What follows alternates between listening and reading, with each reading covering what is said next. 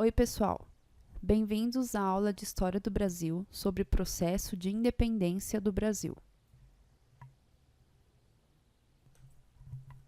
Para compreender o verdadeiro significado histórico da independência do Brasil, levaremos em consideração duas importantes questões.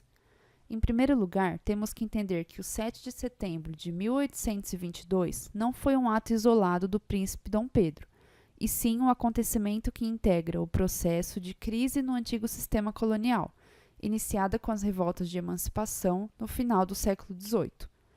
Ainda é muito comum a memória do estudante associar a independência do Brasil a esse quadro do Pedro Américo, chamado O Grito do Ipiranga, que personifica o acontecimento na figura de Dom Pedro. Em segundo lugar, temos que perceber que a independência do Brasil restringiu-se somente no âmbito político, não alterando em nada a realidade socioeconômica que se manteve com as mesmas características do período colonial. Valorizando essas duas questões, faremos uma breve avaliação histórica do processo de independência do Brasil. Desde as últimas décadas do século XVIII, começava na América Latina a crise do antigo sistema colonial. No Brasil, essa crise foi marcada pelas rebeliões de emancipação, como a Inconfidência Mineira e a Conjuração Baiana. Foram os primeiros movimentos sociais da história do Brasil a questionar o pacto colonial e assumir um caráter republicano. Era apenas o início do processo de independência política do Brasil, que se estende até 1822, com o 7 de setembro. Essa situação de crise do antigo sistema colonial era, na verdade, parte integrante da decadência do antigo regime europeu, debilitado pela Revolução Industrial na Inglaterra e principalmente pela difusão do liberalismo econômico e dos princípios iluministas. A Inconfidência Mineira destacou-se por ter sido o primeiro movimento social republicano emancipacionista da nossa história. Eis aí sua maior importância, já que em outros aspectos ficou muito a desejar.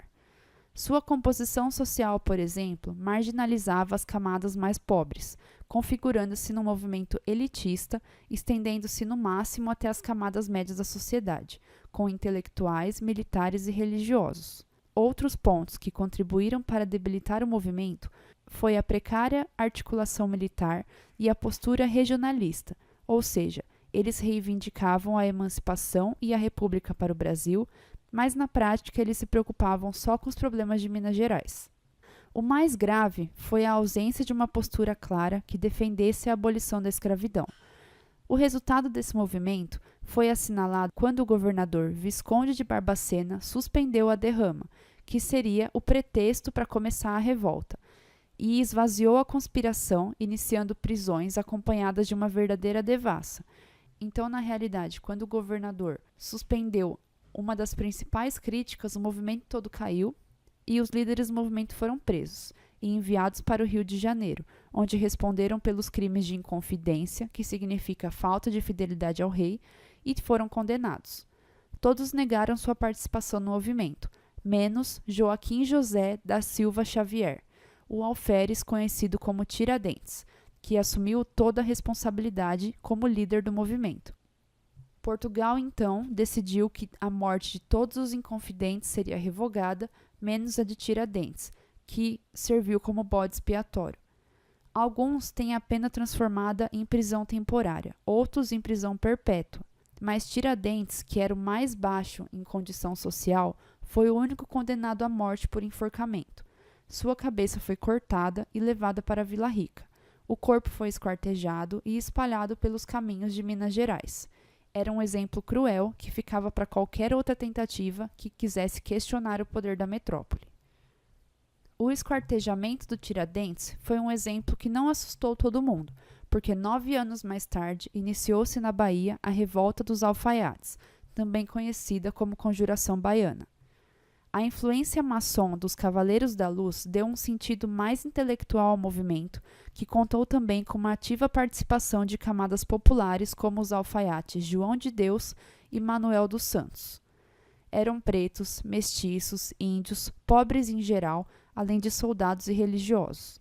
Justamente por possuírem uma composição social mais abrangente com participação popular, a revolta pretendia uma república, acompanhada da abolição da escravidão.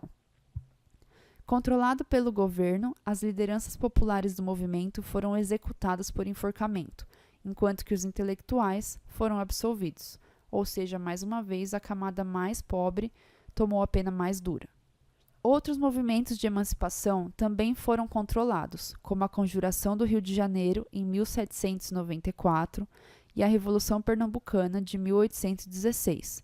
Essa última, já na época que Dom João VI havia se estabelecido no Brasil, apesar de terem sido contidas, todas essas rebeliões foram determinantes para o agravamento da crise do colonialismo no Brasil, já que trouxeram pela primeira vez os ideais iluministas e os objetivos republicanos. A Revolução Pernambucana ocorreu no ano de 1817 e foi provocada pelo descontentamento dos pernambucanos com a forte centralização do poder na província do Rio de Janeiro. Dom João realmente não estava muito preocupado com outras províncias, e Pernambuco era o maior exportador de cana-de-açúcar do Brasil. Devido à quase onipresença de funcionários portugueses na administração pública pernambucana, somado ao descaso das autoridades, a monopolização do comércio na mão também dos portugueses e o aumento de impostos decretados por Dom João fez com que os pernambucanos buscassem a independência e a proclamação de uma república, além da expulsão dos portugueses. Essa revolução não alcançou seus objetivos por tanto tempo. Os revolucionários ficaram no poder por menos de 3 meses, mas a coroa viu sua confiança ser abalada em construir uma unidade imperial no Brasil, como Dom João queria. Já a Revolução do Porto, em 1820, ocorrida na cidade do Porto, segunda maior cidade portuguesa, se caracterizou por intensas disputas políticas envolvendo interesses divergentes entre Portugal e Brasil.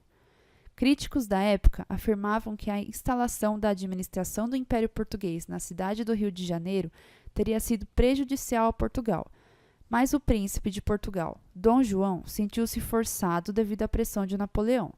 De fato, a transferência da família real de Portugal para o Brasil iniciou um fenômeno administrativo no qual a própria metrópole passou a ser conduzida a partir de sua colônia.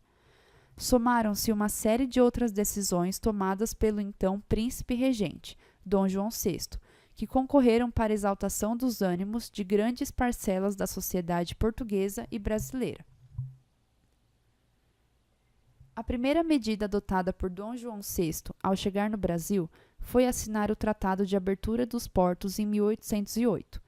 Tal acordo, que foi assinado especialmente para atender os interesses ingleses e portugueses no contexto das guerras napoleônicas, iniciou um processo de autonomização econômica das colônias portuguesas.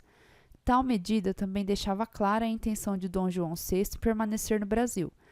Do ponto de vista econômico, essa medida pode ser vista como um primeiro grito de independência, onde a colônia brasileira não mais estaria atrelada ao monopólio comercial imposto pelo antigo pacto colonial. Com tal medida, os grandes produtores agrícolas e comerciantes nacionais puderam avolumar os seus negócios e viver um tempo de prosperidade material nunca antes experimentado em toda a história colonial. A liberdade já era sentido no bolso das elites.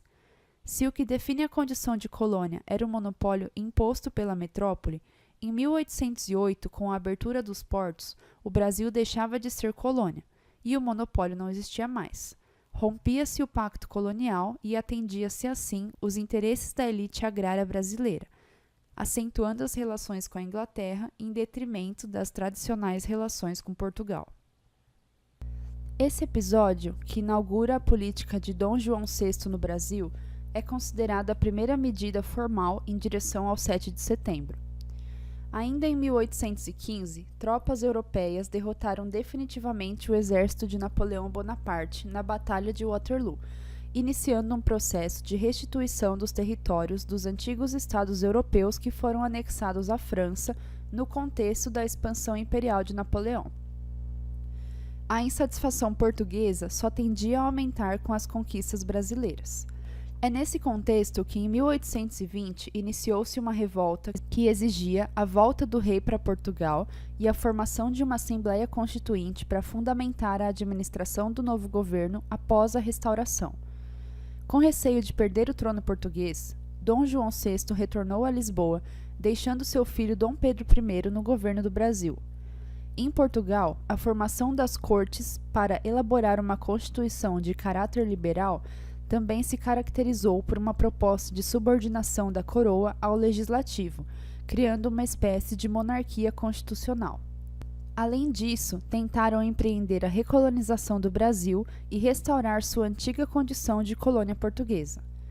Nesse sentido, pode-se dizer que a Revolução do Porto se caracterizou por um processo de restabelecimento da capital administrativa do Império em Portugal, pressão pelo retorno da família real a Lisboa, instauração de um novo governo de caráter liberal e especialmente pela tentativa dos deputados portugueses em recolonizar o Brasil.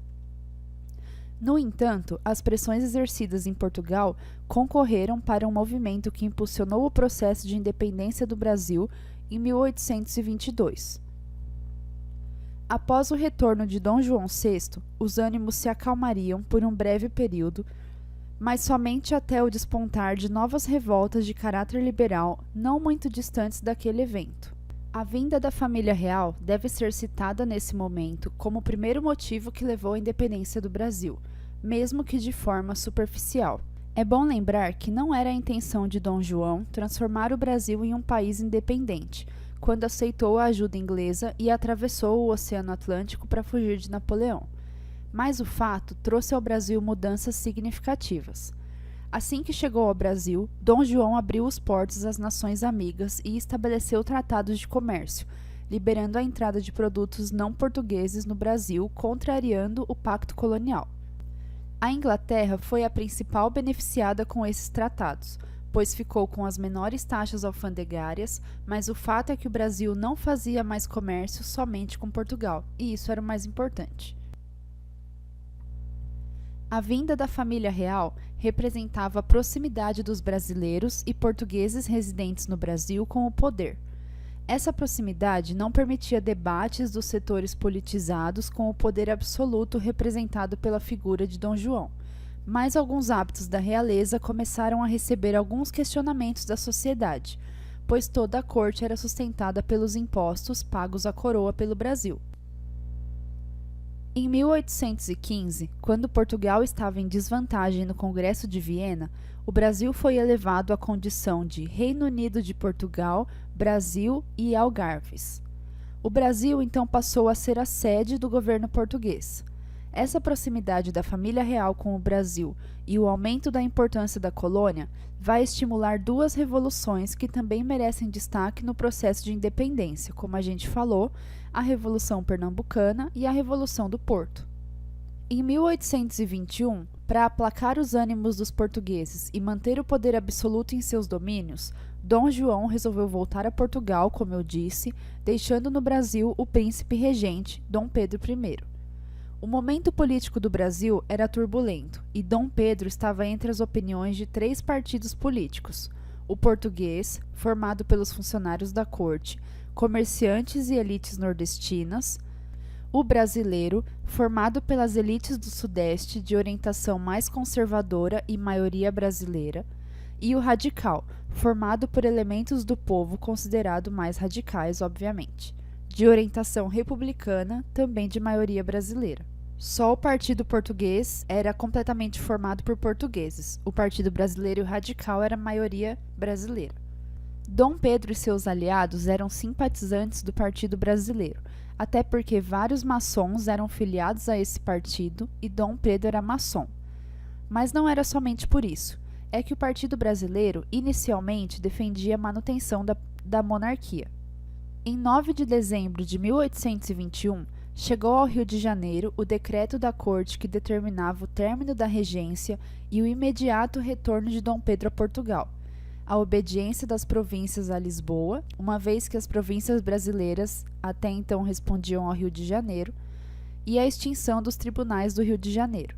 O Partido Brasileiro ficou então preocupado com essas imposições da coroa. Dom Pedro, quando questionado sobre os possíveis movimentos emancipacionistas, mostrou-se receptivo à ideia, apesar de já estar se preparando para voltar a Portugal. Assim, o Partido Brasileiro aproximou-se do Partido Radical e os dois grupos passaram a trabalhar juntos para a independência. Nesse momento, destacou-se a figura de José Bonifácio, reconhecido depois como patriarca da independência. Bonifácio era membro do governo provisório de São Paulo e escreveu para Dom Pedro uma carta na qual criticava a decisão da corte em Lisboa, chamando a atenção do príncipe para as decisões prejudiciais ao Brasil que ele estava decidido a acatar. Dom Pedro publicou essa carta no jornal Gazeta de Rio de Janeiro em 8 de janeiro de 1822 e percebeu que a mesma teve boa receptividade entre os brasileiros. No mesmo dia, José Bonifácio chegava ao Rio com uma comitiva paulista para entregar a Dom Pedro a representação paulista favorável à manutenção do príncipe regente no controle do Brasil. No mesmo dia, Dom Pedro nomeou José Bonifácio ministro do reino, então pela primeira vez na história, o cargo de ministro era ocupado por um brasileiro. Na cidade do Rio, também já circulava uma coleta de assinaturas pedindo a permanência de Dom Pedro no Brasil. O documento foi entregue a Pedro pelo Senado da Câmara. Sim, naquela época já existia um Senado no Brasil. E no dia 9 de janeiro, com cerca de 8.000 assinaturas, que naquela época era considerado um número muito grande de pessoas.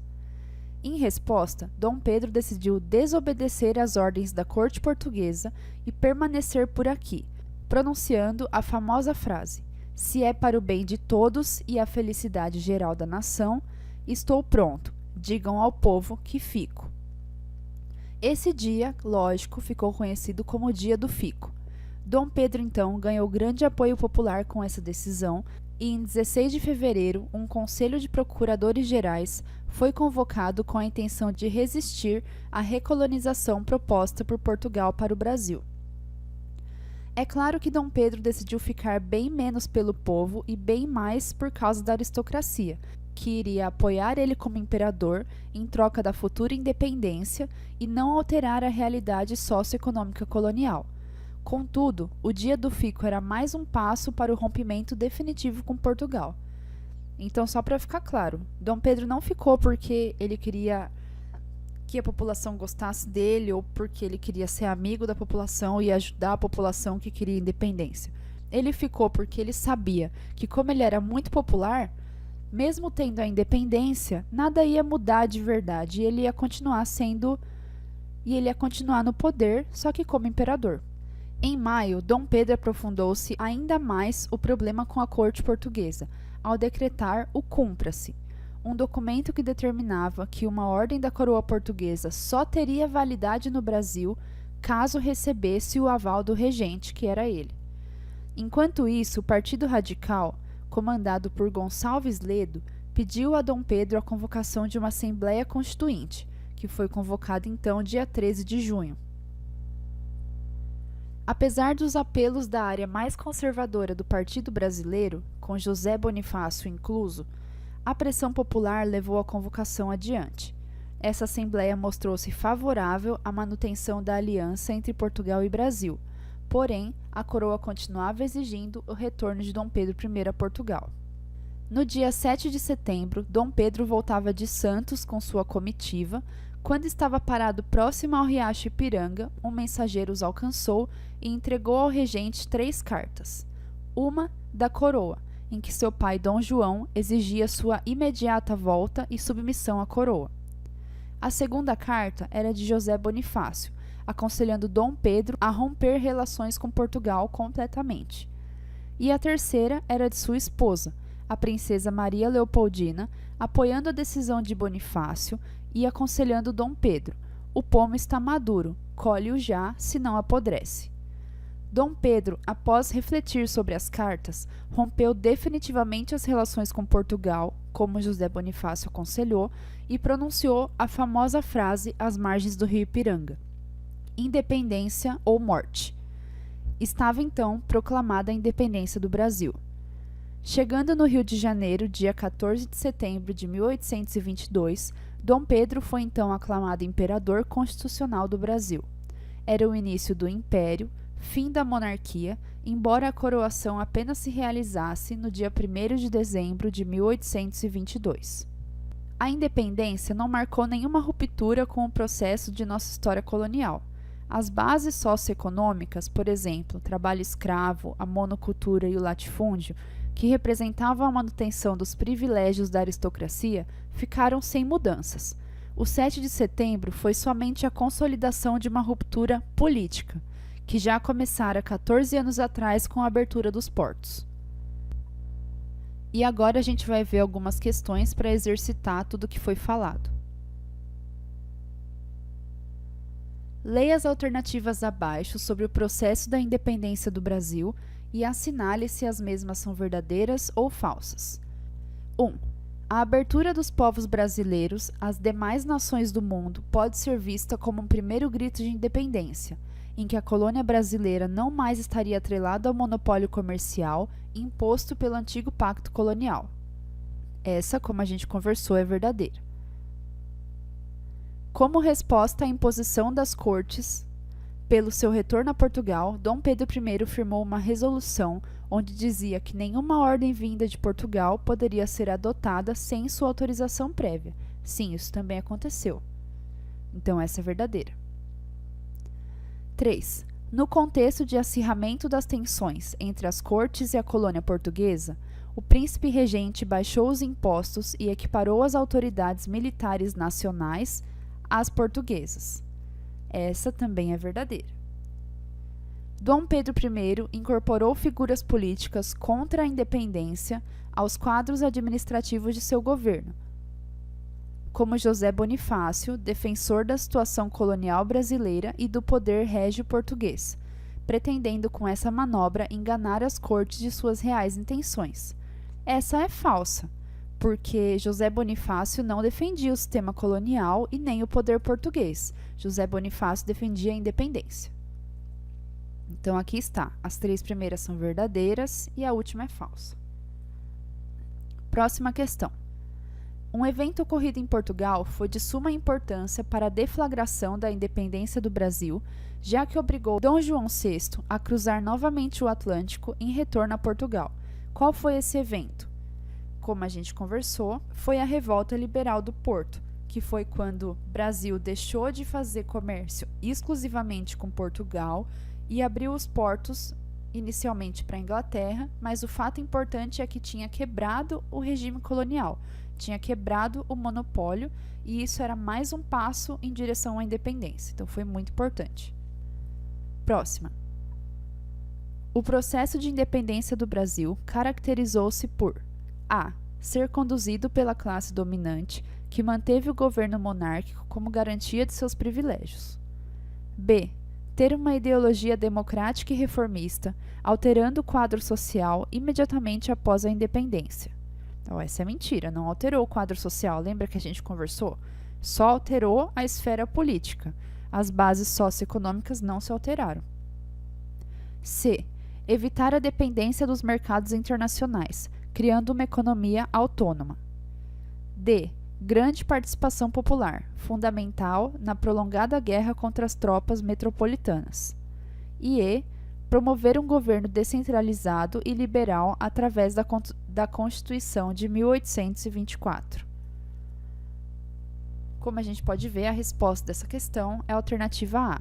O processo de independência foi conduzido pela classe dominante, que manteve o governo monárquico como garantia de privilégios. Próxima questão.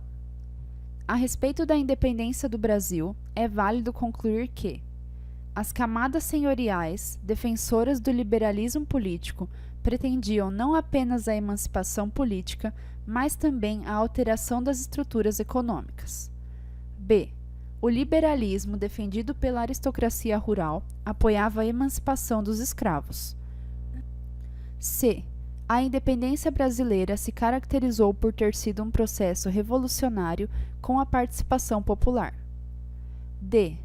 A independência brasileira foi um arranjo político que preservou a monarquia como forma de governo e também os privilégios da classe proprietária.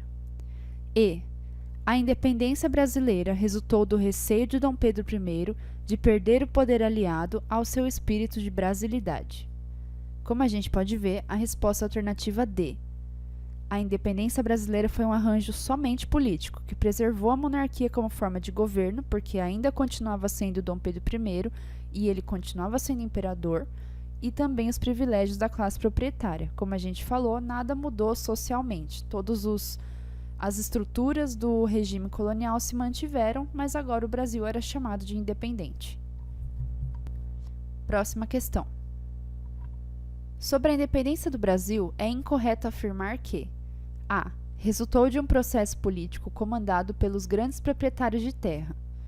B. Girou em torno de Dom Pedro I com o objetivo de garantir a unidade do país. C. Proporcionou mudanças radicais na estrutura de produção para beneficiar as elites. E D. Continuou a produção a atender às exigências do mercado internacional.